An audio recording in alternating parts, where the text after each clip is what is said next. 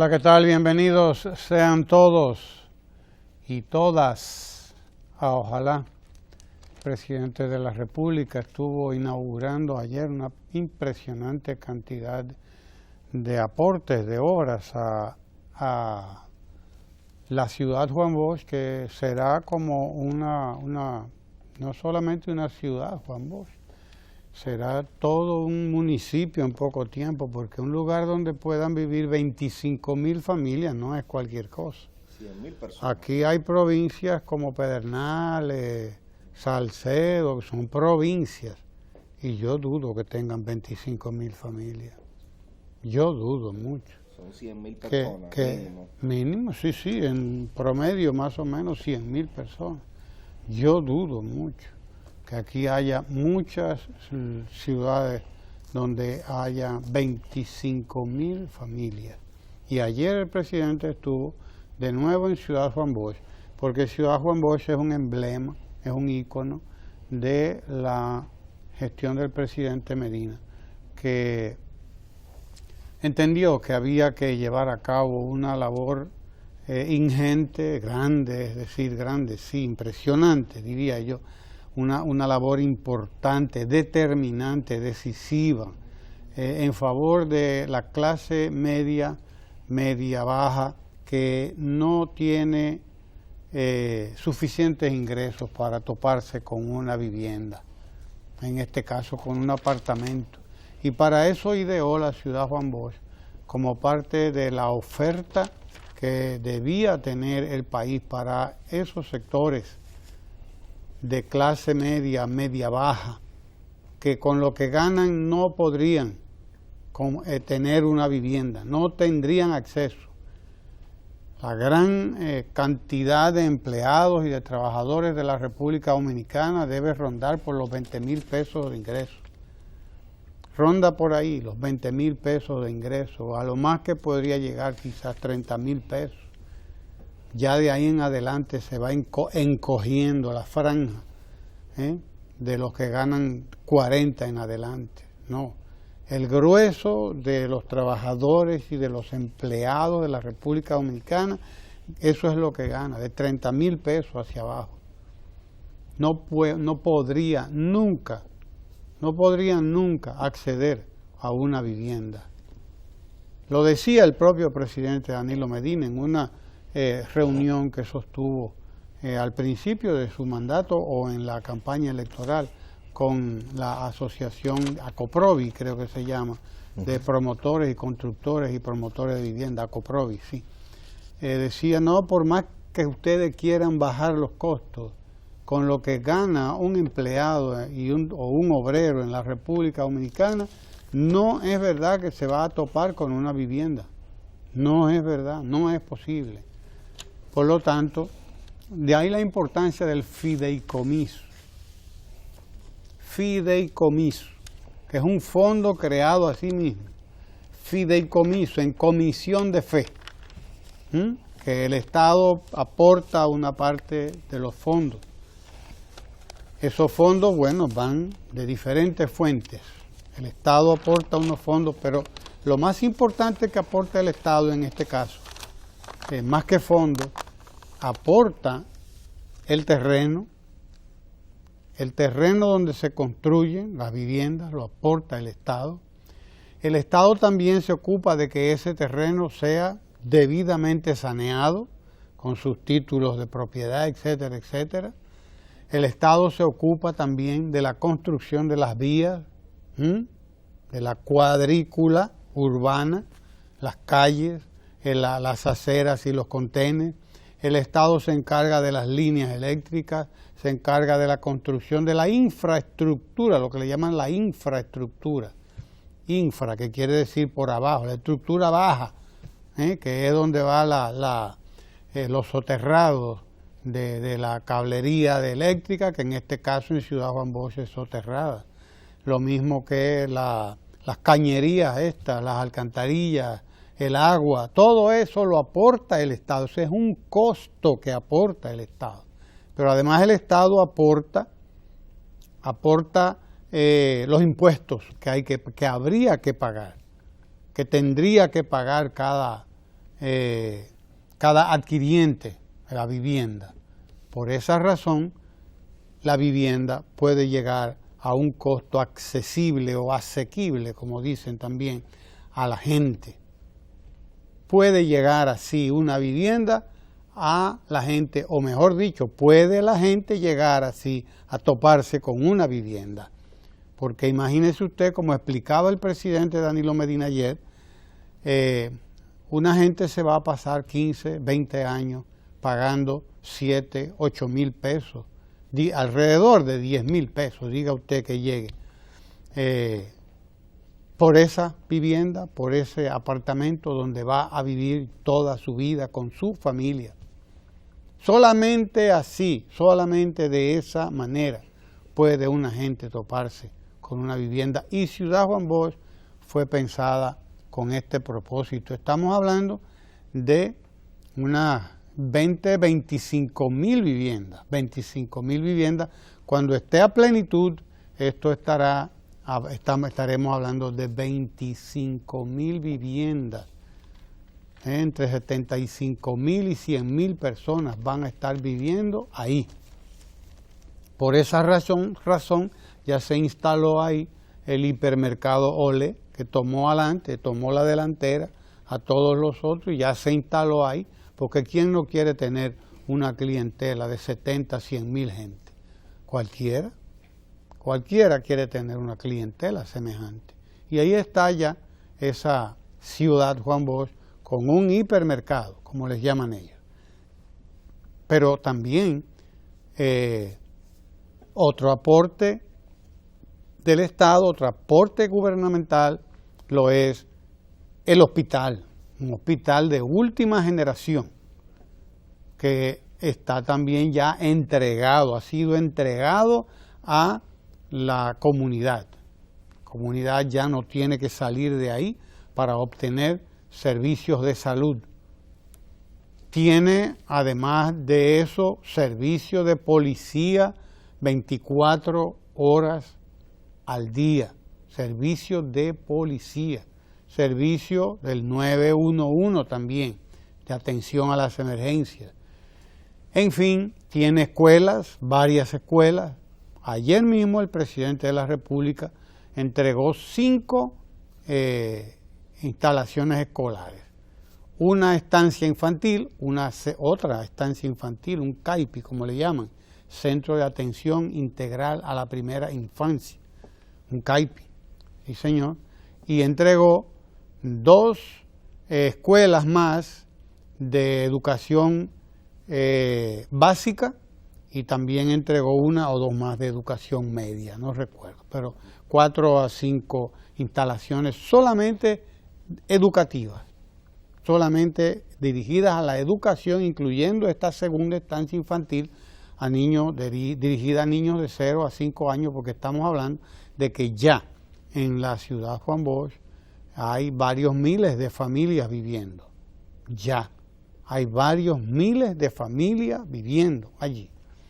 Entregó además el reservorio de agua que va a abastecer a prácticamente toda la ciudad cuando pueda haber un problema de abastecimiento de agua, porque sabemos que cada cierto tiempo entramos en crisis y hay que racionar el agua, porque hay sequía. Y cuando hay sequía, el racionamiento es inevitable para todos nosotros, para todo el país, es inevitable. Y tenemos que estar preparados para eso. De ahí la importancia de ese reservorio que fue entregado ayer a esta comunidad, un reservorio estupendo, con una gran capacidad y que permitirá a esta gente que en algún momento que podamos estar en sequía en el país, pues ellos puedan tener de dónde abastecerse en lo que la naturaleza nos devuelve el agua que siempre necesitamos. No olvidemos que somos una isla, y como isla, territorio con muchas limitaciones. Bien debíamos pensarlo bien para que no desperdiciemos el agua no la utilicemos como la hemos estado utilizando, que es un desastre el desperdicio de agua en la República Dominicana, todas partes, el desprecio, la indiferencia con que nosotros, lo olímpicamente que nosotros utilizamos y contaminamos los acuíferos. Los acuíferos, aquí se le da permiso a todo el mundo, a todo el mundazo, como dicen, sí, para que penetre en el acuífero. Una cosa increíble que no ocurre probablemente, yo no sé, en muchas partes del mundo. Por lo menos en el mundo civilizado eso no es posible. Usted no puede, usted no puede acceder al acuífero. Usted tiene que tener permisos especiales que los otorga el Estado, pero aquí no. Aquí cualquiera que quiere poner un car wash adquiere un permiso y ya un camión empieza a perforar y llega al acuífero con la facilidad más grande del mundo. Así estamos nosotros tratando nuestros acuíferos. Pero bien, la realidad es que la gente que vive en Ciudad Juan Bosch ya tiene cómo protegerse de las sequías periódicas que nosotros estamos llamados a tener, y ahora con lo del calentamiento global y del niño y de la niña que están oscilando de cada cierto tiempo, pues entonces uno tiene que estar más preparado. De ahí la importancia de la entrega de ese reservorio a esta población de la ciudad Juan Bosch. El presidente de la República pues sigue trabajando. Hay que recordar que la ciudad Juan Bosch tiene además una línea de autobuses expresa que entra y sale con una regularidad aritmética, aritmética, exacta. Cada cierto tiempo, cada hora, cada media hora, entra, sale una guagua, es decir, quien está ahí está comunicado permanentemente, porque hay una línea de autobuses de la OMSA que opera precisamente para que ahí no falte el transporte. Que no falte el transporte. Además, los espacios que tiene espacios de recreación para niños y niñas, espacios de recreación para la gente grande también, áreas de gimnasia, áreas para hacer ejercicio.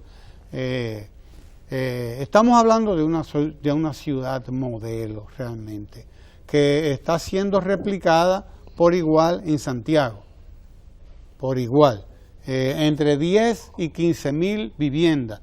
Y ya usted sabe que solamente entre Ciudad Juan Bosch, Santo Domingo y Ciudad Juan Bosch, Santiago, estamos hablando de entre 30 y 40.000 viviendas, la oferta que está aportando el Estado dominicano a la clase media.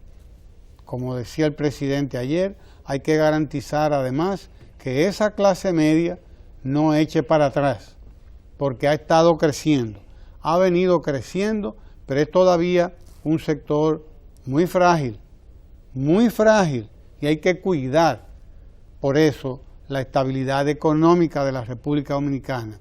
Hay que cuidar lo que se ha conseguido en materia de manejo de nuestra economía, de manejo estable de nuestra economía, porque cualquier tropiezo, pues, se echa para atrás todo lo que se ha conseguido en materia de crecimiento del país, como ocurrió entre los años 2000 y 2004, que nos fuimos por la borda. Todo lo que se había logrado en los años anteriores se fue por la borda por un manejo equivocado de la economía, que costó la quiebra de muchas empresas, la quiebra de bancos y la ruina de millones de dominicanos y dominicanas que se fueron a la quiebra, que se fueron a la ruina. Y efectivamente, no es solamente ese manejo de la economía, el mal manejo de la economía, el que puede hacer que las sociedades se vayan a la ruina en cuestión de 2 o 3 años. No es solamente eso. También una familia se va a la ruina cuando la asalta una de estas enfermedades que llaman de alto costo. enfermedades de alto costo, el cáncer, una diabetes de esas malignas que cuestan un dineral y parte de lo otro también. Y eso se lleva la estabilidad de cualquier familia.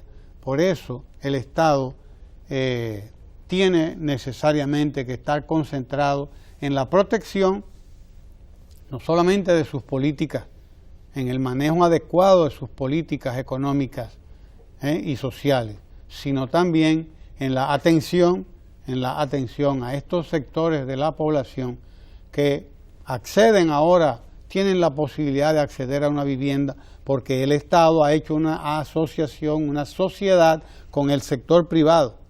Ahí en Ciudad Juan Bosch no está construyendo el Estado. El Estado hizo una parte, la que les dije ahorita, el Estado busca el terreno, el Estado garantiza eso que llama el bono tierra, el Estado garantiza las aceras, los contenes, toda la infraestructura, pero la construcción de las edificaciones las aporta el sector privado que va en calidad de inversionista, que invierte su dinero allí, y esa asociación público-privada es la que permite que una vivienda pueda llegar a muy bajo costo a la población que no tendría otro modo de financiarse una vivienda, porque los constructores privados tienen que agregarle a la vivienda que construyen, al edificio que construyen, el costo del solar, el costo de todo lo otro que es el Estado quien lo aporta ahí, más el costo de los impuestos, el costo fiscal de todo eso. De ahí la razón por la cual estos proyectos son tan importantes. Estos y otros tantos proyectos que el presidente de la República pasaba revista ayer a vuelo de pájaro, a los proyectos que se están desarrollando en el Riguito, donde se han construido centenares de viviendas para toda la gente que vivía ahí en condición de vulnerabilidad, que se está llevando a cabo en Tenguerengue y la Mesopotamia, donde se han construido también centenares de viviendas, no sé, alrededor de 500, 600 viviendas se han construido allí para esas personas que vivían en el cauce del río Tenguerengue y del río Mesopotamia, precisamente. Riguito en La Vega, Tenguerengue y Mesopotamia en San Juan, pero lo mismo desde Boca de Cachón y lo mismo con la Nueva Barquita, que son alrededor de 1.700, 1.800, 2.000, alrededor de 2.000 apartamentos que fueron construidos ahí también, la Nueva Barquita, para toda esa gente que vivía expuesta a las inundaciones del río Osama. Es decir, se ha llevado a cabo una política de construcción de viviendas.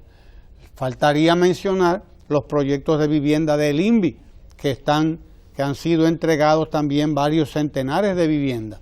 Se ha hecho un trabajo formidable en materia de acceso a la vivienda. Todas las personas que fueron afectadas por el huracán María, los dos últimos huracanes que pasaron en el año pasado, en el 2017, esos dos huracanes dejaron decenas de dominicanas y dominicanos sin su techo, pero ya el INVI ha entregado las viviendas a todas esas personas que fueron afectados por el huracán María y por Irma también. De modo que el trabajo que se ha hecho en materia de acceso a la vivienda es un trabajo ingente, es un trabajo formidable el que se ha llevado a cabo y el que se sigue llevando a cabo, además en favor de la salud de la gente, de cambio de pisos de tierra por pisos de cemento. Se han construido, se han llevado a cabo miles de soluciones habitacionales, como las llaman. De modo que es una labor grande, es una labor extensa, es una labor intensa, pero requiere de años de trabajo permanente, continuo, sistemático, para que 1 millón, 2 millones de dominicanos puedan salir definitivamente de la pobreza y quedar en una condición que no cualquier ventarrón no los devuelva para atrás, porque ese es el problema, la fragilidad. Hay que hacer que vayan superando ese estado de fragilidad y que puedan tener seguridad, la seguridad que merecemos todos los seres humanos, por derecho, que está reconocido además como un derecho constitucional, el derecho a una vivienda digna. Y el trabajo que se ha hecho desde Boca de Cachón allá en 2012-2013, cuando el presidente llegó ahí, hasta pasándola por la Nueva Barquita y la ciudad Juan Bosch, el trabajo que se ha hecho en términos de provisión de una vivienda es un trabajo realmente formidable, admirable.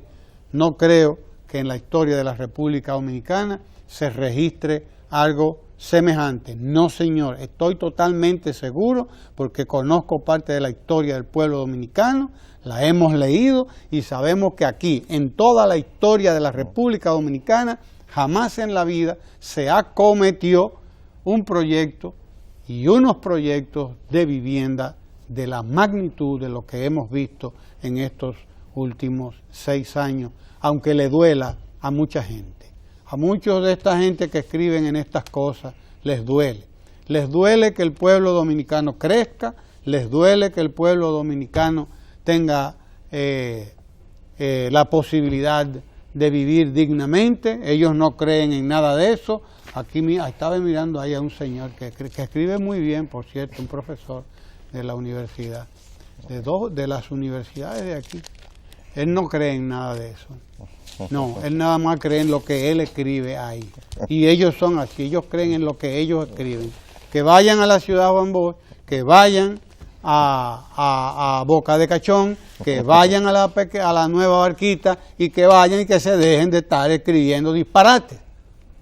Que la lengua lo puede decir todo y el papel lo aguanta, todo lo que usted ponga cabe ahí. Todo lo que usted tenga en la cabeza cabe ahí. Pero no es la cabeza, es el cuerpo el que tiene usted que llevar a Ciudad Juan Bosch. Vaya a Ciudad Juan Bosch y hable con la gente que está ahí y que accedió a una vivienda, como lo han hecho ya alrededor de 8,000 familias dominicanas. Y ellos le van a contar.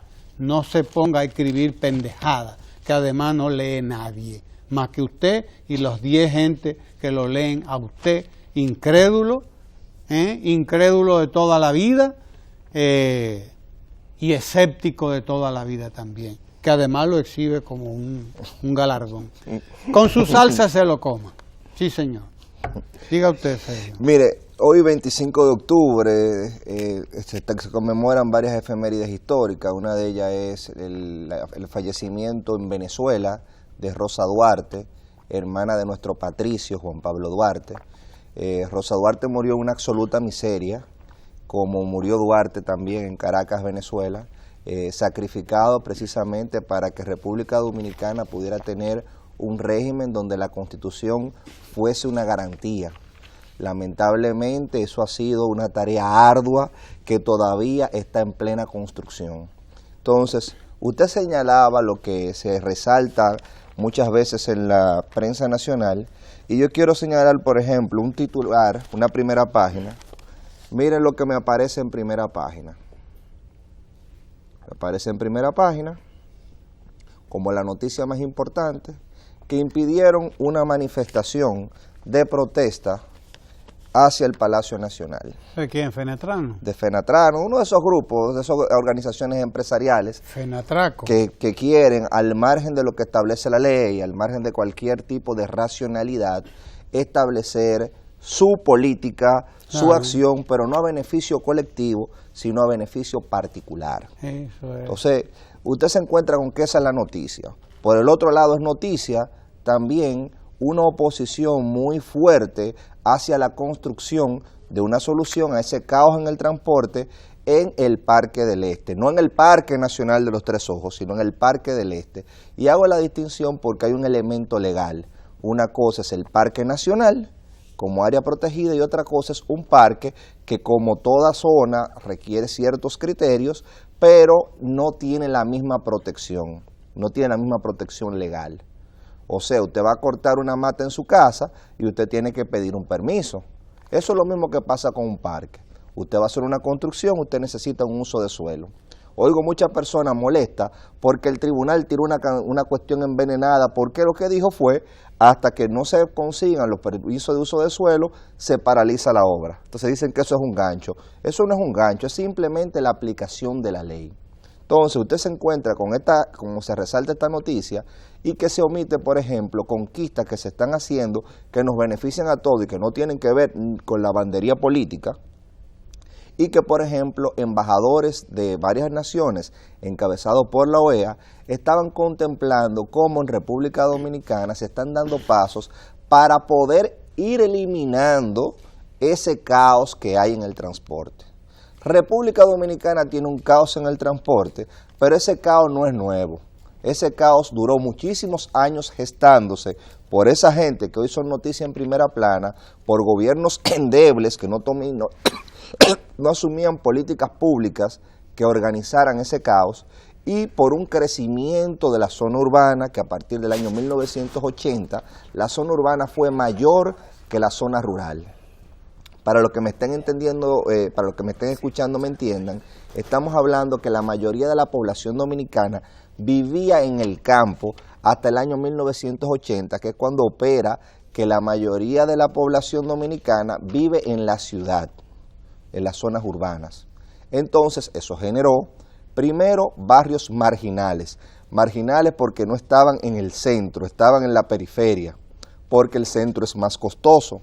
Segundo, generó que las ciudades, los centros urbanos, crecieran sin planificación e inundaran las vías de transporte. Entonces un problema que se ha ido gestando conjuntamente con un hecho que es claro. Fue el otro día que se hizo Quisqueya Aprende Contigo. Fue el otro día que comenzamos a eliminar drásticamente el analfabetismo. Todavía tenemos muchos analfabetos, porque ese programa no se ha acabado. Todavía tenemos muchos analfabetos funcionales. Fue ahora que se comenzaron a dar 8 horas de clase con la jornada escolar extendida. Entonces, eso tiene una repercusión en el tema del tránsito. Y, por ejemplo, yo venía para acá esta mañana y me encuentro una platanera repleta de plátanos con una goma pinchada corriendo, dando en el aro. ¿Ustedes se imaginan el accidente que pudo provocar eso? Yo me imagino que algún agente de tránsito lo va a parar por ahí. Pero en lo que eso pasa, ese hombre, por falta de educación, puso en peligro la vida de él y la vida de los demás que están por ahí.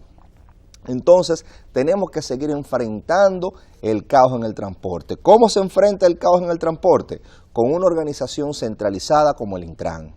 Con leyes y reglamentos, todavía faltan muchos reglamentos, porque, por ejemplo, vamos a tener que reglamentarse el tema de la educación técnica profesional y la calificación que tienen los mecánicos. Porque aquí cualquiera dice que es mecánico y se nombran maestro y comienzan a ponerle mano, y usted va donde uno y le daña el vehículo que usted tiene que gastar. Usted fue por una cosa y terminó por otra, gastando el triple de lo que debería. Entonces, todo eso tiene que ver con el transporte también. No puede haber un taller en cada lugar sin una regulación. Asimismo, el transporte necesita obras de infraestructura como esa terminal que se va a hacer interurbana para recibir todo ese flujo de personas que vienen del Cibao, que ahora mismo está en el 9 en un completo mercado y caos. Eso es una necesidad. Pero también necesitamos que el teleférico funcione. Entonces usted tiene que el teleférico, que fue muy criticado en principio, una de las soluciones más inteligentes, más económicas, más seguras que se han hecho, debe de ser replicado en los Alcarrizos. Esa es la noticia y es a esa que nosotros, todos los ciudadanos, tenemos que exigirle al gobierno. O sea, no se trata solamente de una concesión que nos da el gobierno, esa es una exigencia. Todos tenemos que ser abanderados de que se siga expandiendo el metro, de que se sigan construyendo los teleféricos y de que se sigan haciendo terminales interurbanas. O sea, tomar el tema medioambiental y hacer un uso populista, es cogerlo como preservativo el tema ambiental, es una desfachatez. El tema ambiental es un tema serio porque tiene que ver con la sostenibilidad, pero no es un tema para ser tomado por capricho y con fines politiqueros. Entonces, otra cosa que me llama la atención, porque el transporte tiene que ver con la vivienda y con la planificación de la vivienda, es lo que usted señala. En un país donde hay un señor, yo voy a utilizar otra palabra, un señor que se refiere a personas con discapacidad como tullidos y que utiliza términos despectivos para referirse a sus adversarios políticos y que van líderes de la oposición con supuestamente calidades a ese programa, validándome eso, validándome el uso de un lenguaje despectivo, y el lenguaje es el centro donde nosotros hacemos la vida social. Básicamente, el centro más importante de la vida social y del espacio público es el lenguaje.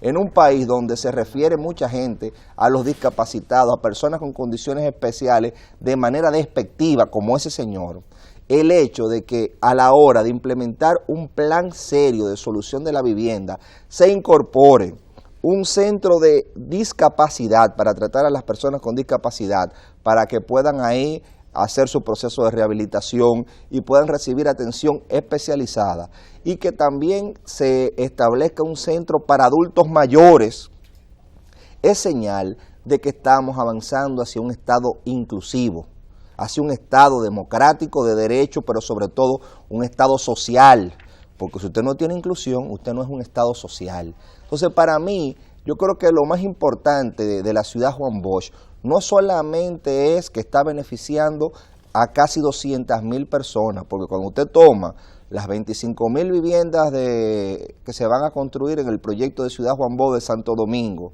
y las 15.000 de Santiago, usted está hablando de casi de 200.000 personas aproximadamente, porque usted lo multiplica por 5. Cuando usted lo multiplica por el número de una familia, que es entre 5 y 4, usted tiene casi 200.000 personas. Entonces, no solamente que se va a beneficiar 200.000 personas, sino la forma en que se va a beneficiar. En derecho o en análisis económico del derecho se habla de internalizar, profesor, externalidades. ¿Qué significa eso?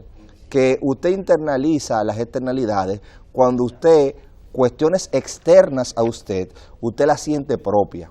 Entonces, ¿cómo usted siente propio un vecindario? Cuando usted compró su vivienda, cuando usted se siente que eso le costó a usted y usted se siente propietario. Entonces, Ciudad Juan Bosch cumple con eso, pero cumple con ese proceso de inclusión social, porque no solamente que se me hace esa ciudad con ese criterio que dije de internalizar externalidades, sino que me da soluciones a los sectores que requieren una tutela diferenciada, una tutela especial, como los adolescentes, como las personas con discapacidad y los adultos mayores. Entonces, cuando usted toma ese plan, y usted ve que su articulación, como usted señalaba, tiene que ver en un primer elemento con una alianza público-privada, usted se da cuenta de que lo que se está cumpliendo es la Constitución de la República. El artículo 59 de la Constitución de la República establece que el Estado debe de garantizar que las personas tengan derecho a las viviendas con políticas públicas, y también te establece que el Estado va a establecer políticas para las personas con discapacidad, creo que es el artículo 57, y para las personas y adultos mayores. En una población donde se está aumentando la esperanza de vida, hay que hablar de políticas públicas que vayan dirigidas a las personas que son adultos mayores. Porque ¿qué es lo que hablamos cuando se dice que se está aumentando la esperanza de vida? De que la gente cada vez dura más.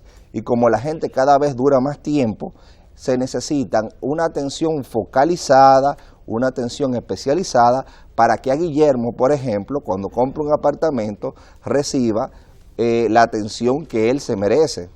Entonces, estamos hablando de eso, de una articulación de políticas públicas que sea inclusiva de todas las partes. Guillermo, ¿cómo estás? Ya aquí no brindan café, según veo. ¿Cómo no? ¿Cómo Estamos que no? esperando que usted llegara. El café Mire, Santo hay un Domingo. pequeñito video para que usted pueda hacer Sí. un comentario sobre eso, además. Yo quiero compartir con nuestra audiencia. Tenemos un pequeño delay y me gustaría que lo trabajemos. Sí, que se trabaje ese delay que tenemos porque se ve además.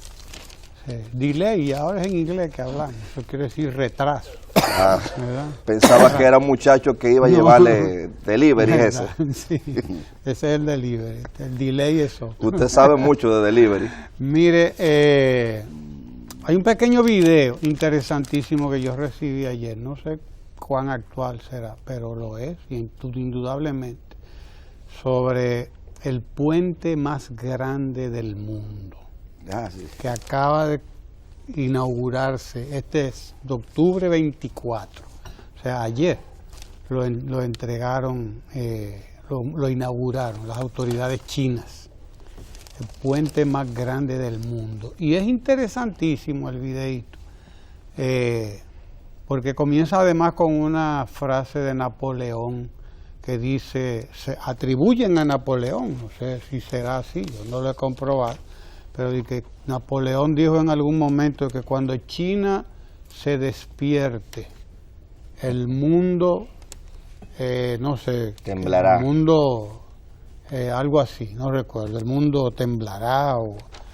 Sí, bueno, la vamos a ver porque el video comienza con esa frase de Napoleón, pero quiero compartirlo porque nos da una idea de qué es lo que está pasando en el mundo asiático, concretamente qué está pasando con este gigante, que es China, que no es ya un gigante por el territorio, porque gigantes por el territorio son muchos, es gigante por el desarrollo económico, por el desarrollo tecnológico que ha alcanzado, el desarrollo científico que ha alcanzado China.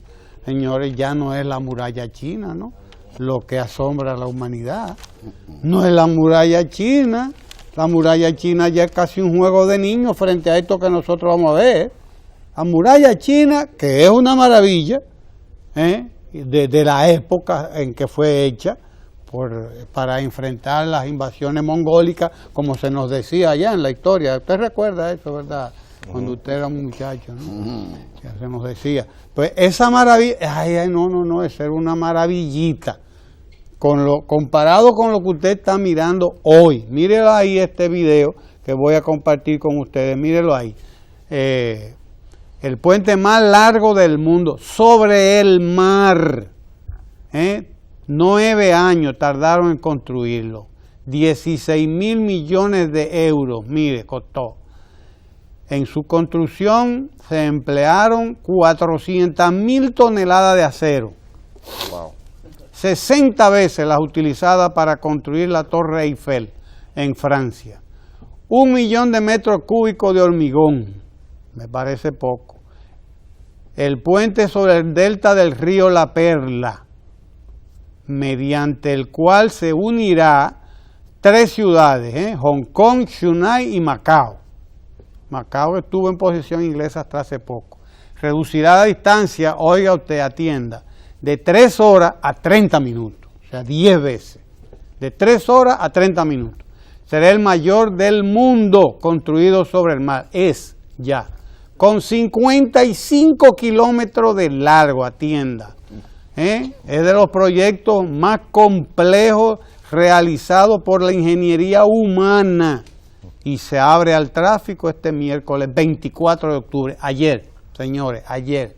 Gigantescos pilares, mírelo ahí, 6.7 kilómetros de túneles submarinos, además, que se conectan con el puente a través de islas artificiales, oiga bien. Levantados los pilares de gran altura en varias zonas para permitir, desde luego, la navegación de barcos por debajo. Mientras se inauguraba ese puentecito, señores, vean ustedes, estaban preparando la inauguración de lo que será el aeropuerto más grande de la bolita del mundo. China despertó, dice ahí, señores. El puente más grande del mundo, con más de 50 kilómetros, y el aeropuertico más grande del mundo. Para que usted sepa de qué estamos hablando y para que usted sepa por qué nosotros tenemos un presidente visionario. Nosotros no podemos quedarnos de espaldas a eso que está ocurriendo ahí. que no nos lo comunican muchas agencias de prensa, que no nos lo analizan. ¿Cuánto hace que Francia, Inglaterra y Estados Unidos no hacen una cosa como esa? Digan, ¿cuánto hace? Que asombre al mundo, que no sea un portaaviones de todo el tamaño. Eso sí, un portaaviones que recibe aviones de guerra. Eso sí, ahí sí que se ha invertido mucho. Y los ingleses, los Harrier, pero los Harrier ya son viejos, además, que son de despegue vertical. Sí, pues esa es la maravilla, vaya usted a ver, la maravilla, es una maravilla, claro. De la aeronáutica. Pero de la aeronáutica, sí. Pero esto, usted está hablando de desarrollo económico, compadre, usted está hablando de tirar 55 kilómetros adentro del mar, construir varias islas artificiales, puertos artificiales. Óigame, eso no tiene ejemplo. Eso es un portento de la ingeniería humana, como lo dice este videíto que acabamos de ver ahí. Por eso, tan acertada la visión del presidente. Temblará el mundo, ahí estaba la frase de Napoleón cuando China despierta. Dice, despertó China entonces, lástima que Napoleón esté muerto y no lo puede ver. Sí, su predicción, despertó China y ahora sí hay melao. Porque además son dos visiones diferentes del mundo, muy diferentes. La visión asiática, la visión china en particular y la visión occidental que nos vendieron, que nos inocularon por ojo, boca y nariz, esa visión occidental del mundo, eurocéntrica además, como le llaman los sociólogos, la que nos inocularon, una visión muy estrecha además, estrecha porque reduce al mundo al pedacito que es Europa, sí, y al pedacito que es Estados Unidos, Profesor, en comparación con el mundo entero. Al respecto, yo estaba mirando al Enrique Dussel, ese eminente doctor en filosofía argentino, nacionalizado mexicano, pero que es una persona del mundo, establecer que la revolución industrial fue una revolución eminentemente china, porque los ingenieros que trabajaron en Inglaterra eran ingenieros chinos. De hecho, él tiene la teoría de que Leonardo da Vinci copió modelos de arquitectos chinos y habla de la producción de acero que había en China. Esta tesis, que puede ser discutible, lo que sí te rescata es el gran desarrollo que tuvo China milenios antes que Europa, porque, por ejemplo, él te señala que el gran invento de la imprenta de Gutenberg no es más que una reproducción de una imprenta que ya tenía China. O sea que China, inclusive en el 1421... conocían el papel ya antes que nosotros. Y las imprentas. Y ellos tienen la teoría de que en 1421, eso es una teoría también discutida, ellos tenían la capacidad de darle la vuelta al mundo y se la dieron.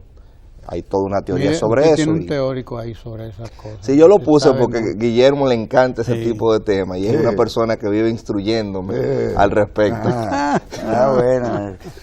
Yo estoy sumamente preocupado porque a ustedes se le están poniendo como los ojos así, rayados, como venían antes. Que nos están rasgando los ojos. Chivo. García, salimos aquí comiendo arroz temprano en la mañana.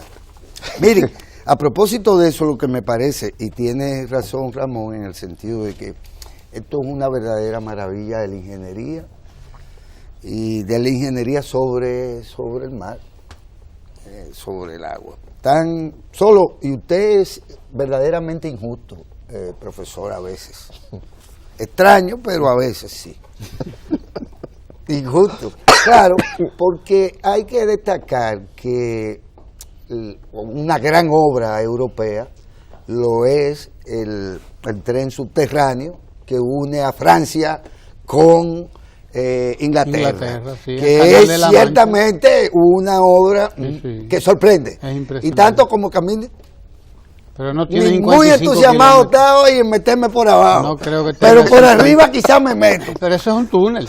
Pero un señor túnel, que es el resultado también del avance científico. Ahora, no tiene 55 kilómetros no, sobre el mar. Bueno, si a eso vamos. No, sobre el mar, además. Sí, esto es por mucho debajo más. del mar. Aquello es por abajo. Por abajo, que no Usted es va un rulo seguro tampoco. por el terreno. No También. es un rulo. Pero mire, yo lo que entiendo es que China siempre ha sido, ¿verdad? China. Y hay quienes dicen, con documentación, que los chinos descubrieron en América en el año 1821. 1400. 1421, es decir, 70 y pico de años antes que Colón. Que Colón. Y se le atribuye, bueno, hay muchas historias hechas sobre ese tema, pero lo más resaltante, pienso, de esta historia contemporánea china, fue que China logró vencer lo que tienen que vencer las naciones emergentes, las naciones de potencial desarrollo, que es el hambre y la miseria. La miseria en China, apenas en el siglo XX, Sí, ¿no? era más grande que toda la miseria que había en el mundo entero, incluyendo a África. Porque entre otras cosas, no solo los ingleses, que le hicieron la guerra del opio a los chinos, sino todos los franceses, todo el que pudo meterse por ahí a robarse lo que no era de ellos, lo hizo y sumergieron en la más extrema pobreza centenares de millones de personas, en este caso chinos. Y es lo más grande, ¿usted sabe por qué? Porque no había forma de que 100 años después ellos pudieran dar ese salto tan maravilloso sin haber convertido a los miserables, haberlos convertido en consumidores. Y por eso hoy esa economía se encuentra en expansión. Tanto que, así como le sucedió a los Estados Unidos, que a partir de un momento dado dijeron, bueno, el mundo somos nosotros, y lo usamos para comprar materia prima, y transformarla y mandársela de regreso. Los chinos ya pueden decir que el mundo son ellos en el sentido de que son un mercado en sí mismo que garantiza el desarrollo de su aparato productivo. Y todavía le quedan miles de chinos que hay que sacar de la miseria también, porque no se crea que acabaron la tarea. De tal suerte que a China hay que admirarla fundamentalmente porque nos ha dado de alguna manera la fórmula en el sentido de que hay cosas que hay que acometer y acometerlas ya, en el caso nuestro, para garantizar que el crecimiento económico se convierta en desarrollo, sobre la base de dignificar a la gente y de sacarla de la exclusión y la marginalidad social en la que, con la que se han solazado en sus beneficios los que se han beneficiado del modelo económico que a ellos de que supuestamente no les gusta y que hay que cambiarlo, pero que son los que es el modelito que les favoreció a ellos de manera gigantesca. Pero hoy es día de doña Francis Jorge, que anda además con su distinguido esposo, de tal suerte que nosotros, yo pienso que debemos darle paso a ella, que hoy tiene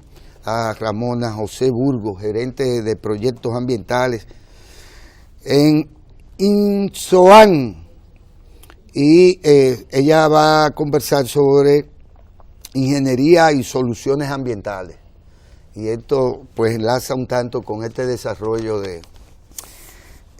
porque en China han hecho este puente, pero aquí hubo gente que cuando a alguien se le ocurrió de que vamos a hacer una especie de Catalinita, una isla artificial, pues pegó el grito al cielo y pensó que eso era como acabar con el mundo. Sí, Y una hecatombe medioambiental. Sí, una hecatombe, un islote que los chinos, para garantizar su frontera en el mar de China y sacar a todo lo que es japonés y norteamericanos, que creen que pueden seguir lidiando con los chinos como era antes. Bueno, los chinos han hecho muchas cosas grandes, que aparte de lo de la pobreza. Está la famosa presa aquella de la Cuanta Boca, Sí, que yo creo que República Dominicana cabe ahí, en una de las bocas de la presa esa. Aparte, pero fíjense hasta dónde. Aquí te arman tema por un problema de una isla artificial. Justo como la que hay ahí en Boca Chica, no, en Andrés. Una cosa artificial, por igual. Pero aquí hay gente que cree que hacer una isleta, un islote. Que hablar de hacerlo. Que hablar de hacerlo era una cosa extraordinaria. De los chinos vamos a ver muchas maravillas. La última, Ramón, para satisfacer tu chinismo. ¿Usted sabe cuál fue? Que los chinos dicen que van a hacer, yo supongo que en beneficio propio, que van a hacer una luna artificial que le va a dar luz a un territorio tan pequeño como el nuestro. Yo quisiera ver cómo que la... Trate de estar vivo, que todo es posible, y lo harán, porque de lo que se trata es de eso, del desarrollo científico-tecnológico, del parque científico-tecnológico de las naciones. Rusia por eso, porque desarrolló la ciencia, desarrolló las artes, ¿Usted y se imagina desarrolló las armas. Una poesía a la luna artificial de los chinos? Bueno, a las chinas sí, pero a las lunas no. Vámonos y vamos a dejar a doña Francis Jorge, que hoy es día de ella, y de los temas en el día de hoy medioambientales y soluciones que tienen que ver con el desarrollo científico y tecnológico también al servicio de los paisitos, como le llaman paisitos a los países pequeños como el nuestro. Continúen aquí en este espacio y ojalá que hoy es día de la agenda municipal de doña Francis Jorge.